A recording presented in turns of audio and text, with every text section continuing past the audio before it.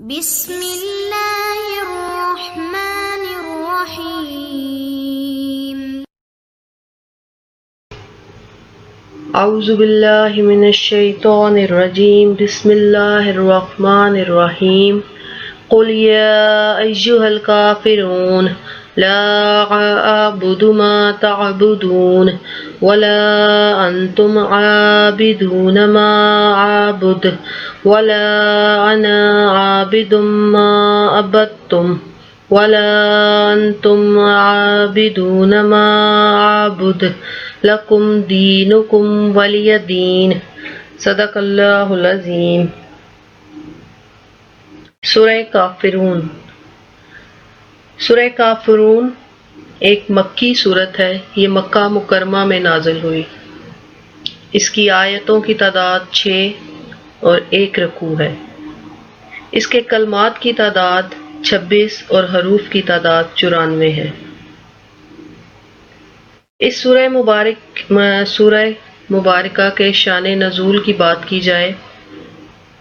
تو جب نبی کریم صلی اللہ علیہ وآلہ وسلم نے توحید کی دعوت کا آغاز کیا، کفار مکہ کو اپنے رب تعالیٰ کے دین کی طرف بلانا شروع کیا، تو شروع میں کچھ کفار نے نبی کریم صلی اللہ علیہ وآلہ وسلم کو اتنا مقام نہ دیا اور انہیں کمزور سمجھا، لیکن جیسے جیسے وقت گزرتا گیا اور لوگ اسلام کے دائرے میں داخل ہوتے گئے تو کافروں کو اپنے ماحول میں تبدیلی نظر آنی شروع ہو گئی۔ انہوں نے دیکھا کہ لوگ نبی کریم صلی اللہ علیہ وآلہ وسلم کی دعوت کی طرف توجہ دینا شروع ہو گئے ہیں، آپ صلی اللہ علیہ وآلہ وسلم کے دین کی طرف کھینچنے لگے ہیں۔ تو انہوں نے سوچا کہ ہمارے پاس بے پناہ وسائل ہیں اور ہم اس شخص کو یعنی نبی کریم صلی اللہ علیہ وآلہ وسلم کو خریدنے کے لیے بڑی سے بڑی قیمت بھی ادا کر سکتے ہیں۔ چنانچہ انہوں نے حضرت ابو طالب کے ذریعے سودا بازی کا ارادہ کیا۔ اب وہ سودا بازی کیا تھی؟ اب کفار کا ایک وفد، ایک گروہ جناب ابو طالب سے ملاقات کرتا ہے اور آ کر انہیں کہتا ہے کہ آپ کا بھتیجا ہمارے بتوں کے بارے میں جن خیالات کا اظہار کرتا ہے، ہمارے بتوں کے بارے میں جو بات کرتا ہے، وہ ہمارے لیے ناقابل برداشت ہے۔ آپ قوم کے سردار ہیں، ہم آپ کا احترام کرتے ہیں، اس لیے آپ کے احترام کی وجہ سے ہم آپ کے بھتیجے کی باتیں سن کر ابھی تک خاموش ہیں، لیکن اب ہمارا صبر ختم ہو گیا ہے۔ انہوں نے حضرت ابو طالب کو کہا کہ وہ نبی کریم صلی اللہ علیہ وآلہ وسلم کو کہیں یا ان سے پوچھیں کہ اگر آپ صلی اللہ علیہ وآلہ وسلم کو دولت چاہیے، مال چاہیے، تو ہم سونے چاندی کا ڈھیر ان کے قدموں میں لگا دیں گے۔ اگر انہیں حکومت چاہیے تو ہم انہیں اپنا رئیس بنا لیں گے، اور اگر انہیں ہمارے خاندان میں سے کہیں سے بھی کوئی رشتہ چاہیے تو ہم فخر کے ساتھ وہ رشتہ پیش کریں گے۔ غرض کہ انہوں نے ہر طرح کی پیشکش حضرت ابو طالب کے ذریعے نبی کریم صلی اللہ علیہ وآلہ وسلم کو دی، لیکن جب آقا صلی اللہ علیہ وآلہ وسلم کو ان کی اس پیشکش کا علم ہوا تو آپ صلی اللہ علیہ وآلہ وسلم نے فرمایا کہ یہ بے وقوف، یہ نادان لوگ مجھے نہیں پہچانتے۔ اگر یہ میرے دائیں ہاتھ پر سورج کو لا کر رکھ دیں اور میرے بائیں ہاتھ پر چاند کو لا کر رکھ دیں تو تب بھی میں اپنے رب کی توحید کی تبلیغ سے ذرا برابر بھی سستی نہیں کروں گا۔ اب جب کفار نے دیکھا کہ نبی کریم صلی اللہ علیہ وآلہ وسلم کے ساتھ ان کی یہ سودے بازی تو ناکام ہو گئی، ان کی یہ چال تو چلی نہیں، تو اب انہوں نے ایک نئی چال چلی۔ کچھ ان کے رئیس مل کر اکٹھے ہو کر نبی کریم صلی اللہ علیہ وآلہ وسلم کے پاس گئے اور کہنے لگے کہ آپ جو تبلیغ کر رہے ہیں، آپ جس دین کا درس دے رہے ہیں، اس کی وجہ سے لوگوں میں انتشار پھیل رہا ہے، لوگ بکھر رہے ہیں، جیسے کہ کچھ لوگ آپ کے آپ کے دائرہ اسلام میں داخل ہو رہے ہیں، کچھ لوگ ہمارے فرقے کے ہیں۔ اس صورتحال سے ہم بہت پریشان ہیں۔ تو انہوں نے ایک یہ چال چلی کہ نبی کریم صلی اللہ علیہ وآلہ وسلم کو انہوں نے یہ کہا کہ ہم آپ کے پاس ایک تجویز لے کر آئے ہیں، ایک پلان لے کر آئے ہیں۔ اور وہ پلان کیا ہے؟ وہ پلان یہ ہے کہ 1 سال ہم سب مل کر آپ کے خدا کی عبادت کیا کریں، اور دوسرے سال آپ ہمارے ساتھ مل کر ہمارے معبودوں کی پرستش یا ان کو پوجا کریں۔ پھر انہوں نے کہا کہ چلیں اگر آپ 1 سال کے لیے نہیں مانتے تو ہم کچھ دن رکھ لیتے ہیں، یا آپ صرف 1 دن ہمارے معبودوں کی پوجا کر لیں، تو ہم پھر باقی دن آپ کے خدا کی عبادت کریں گے۔ جب نبی کریم صلی اللہ علیہ وآلہ وسلم نے انکار کیا تو اس کے بعد ان کفار نے یہ تجویز پیش کی نبی کریم صلی اللہ علیہ وآلہ وسلم کو کہ وہ صرف ان کے بتوں کو، ان کے خداؤں کو جو انہوں نے مٹی، سونے، چاندی کے بنائے ہوئے تھے، ان کو وہ ہاتھ لگائیں تو وہ نبی کریم صلی اللہ علیہ وآلہ وسلم کے دین کی عبادت کرنا شروع کریں گے۔ جب آقا صلی اللہ علیہ وآلہ وسلم نے ان کی یہ باتیں سنی تو آپ نے فرمایا معاذ اللہ ان اشرک باللہ غیرہ، کہ میں اس بات سے اللہ کی پناہ مانگتا ہوں کہ میں اس کے ساتھ کسی اور کو شریک ٹھہراؤں۔ سبحان اللہ، سبحان اللہ۔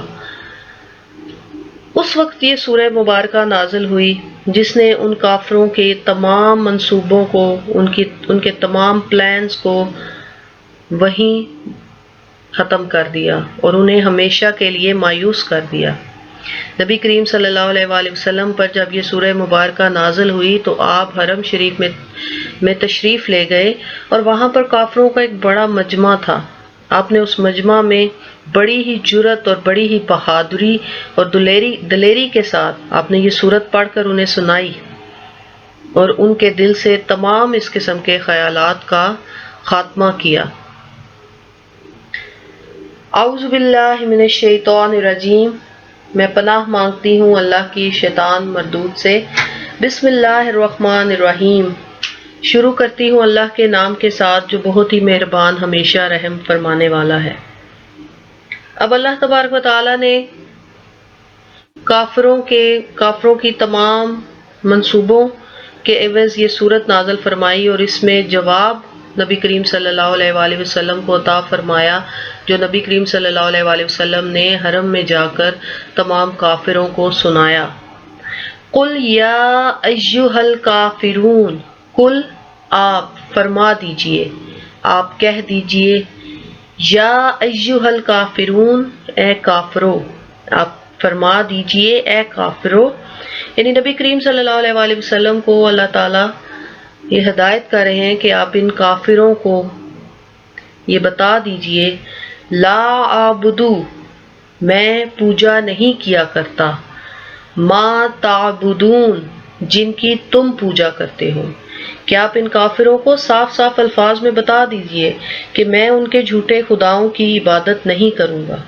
اگر میرا سر جھکے گا تو صرف اپنے پروردگار کے سامنے، اپنے رب کے سامنے، اور اگر میرے ہاتھ دعا کے لیے اٹھیں گے، کچھ مانگنے کے لیے اٹھیں گے، تو صرف اپنے رب کی بارگاہ میں اٹھیں گے، کیونکہ میرا رب ہے جو اس کائنات کا خالق ہے، جو اس کی ہر چیز کا مالک ہے، جو تمام لوگوں کو پیدا کرنے والا ہے، جو رب العالمین ہے، جو تمام لوگوں کا پروردگار ہے۔ مجھے پیدا بھی اسی نے کیا، نبوت اور رسالت بھی اسی نے عطا کی۔ تو نبی کریم صلی اللہ علیہ وآلہ وسلم کے لیے یا ہم سب کے لیے ایک لمحے کے لیے بھی یہ تصور کرنا، یہ خیال کرنا بالکل بھی درست نہیں ہے کہ ہم اپنے اللہ کے سوا ہم کسی اور کی عبادت کریں، ہم کسی اور کی پوجا کریں۔ ہم کسی غیر کو اپنا معبود نہیں بنا سکتے۔ وَلَا أَنْتُمْ، اور نہ ہی تم، عابدون ما عابد، عابدون عبادت کرنے والے ہو، ما عابد، جس کی میں عبادت کیا کرتا ہوں۔ اب کافروں کو یہ بتایا جا رہا ہے کہ کافر جن بتوں کی عبادت کرتے ہیں ان کی نبی کریم صلی اللہ علیہ وآلہ وسلم یا ہم مسلمان کبھی بھی عبادت نہیں کر سکتے، ان کی پوجا کبھی بھی نہیں کر سکتے، اور نہ ہی کبھی وہ ہمارے رب تعالیٰ کی عبادت کریں گے،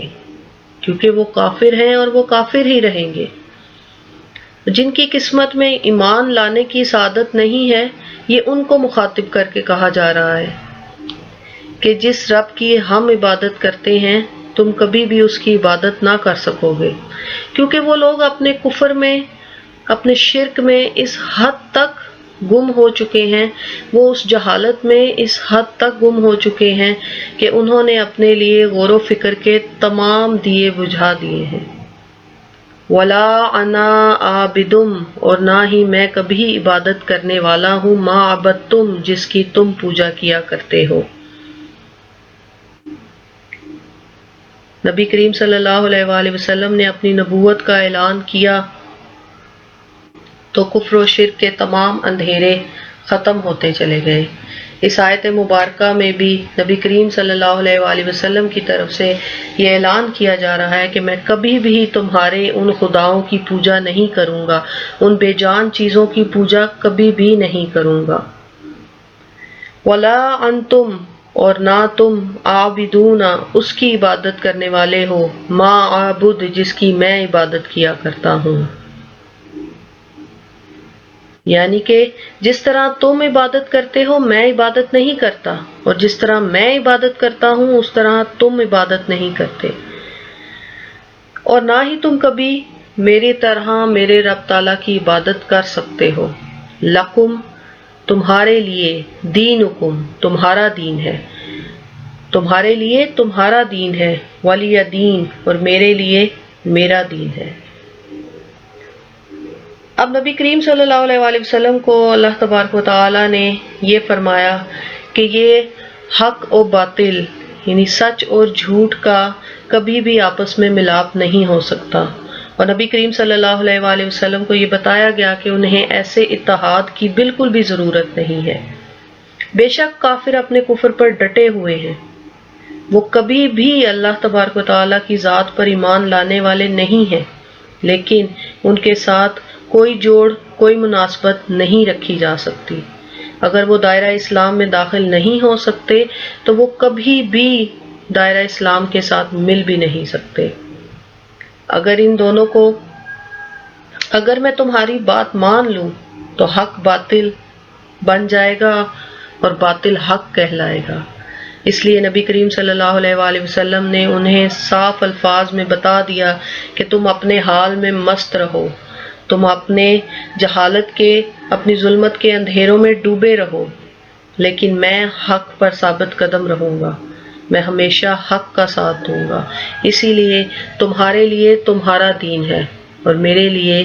میرا دین ہے۔ وما علینا الا البلاغ المبین۔